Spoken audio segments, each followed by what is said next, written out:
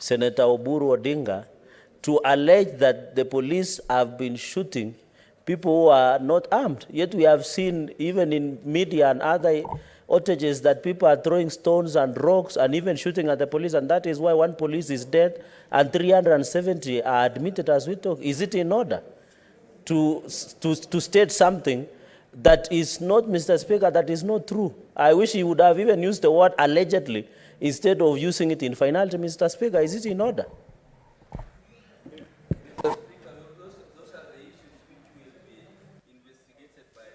By the committee, but I'm sure the committee will come to the same conclusion as I am. And I also want to tell Honorable Cherargei that when your security was withdrawn, you were crying. And Cherargei, two wrongs don't make a right.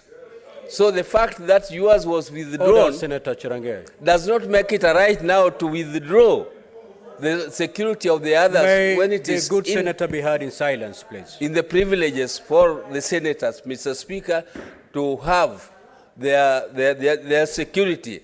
And Mr. Speaker, it is very sad that our members who are representatives of the people, elected, some of them elected, can stand up here on the floor of the House and celebrate when their leaders are saying that the police did a good job by killing people. Mr. Speaker, it is very sad, Mr. Speaker, because we have... Order, honorable senators. Order, Senator Cherargei. Can the honorable senator be allowed to conclude his comments, please?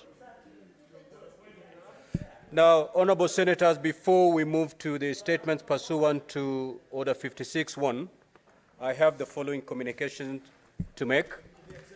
In the public gallery, we have 41 pupils.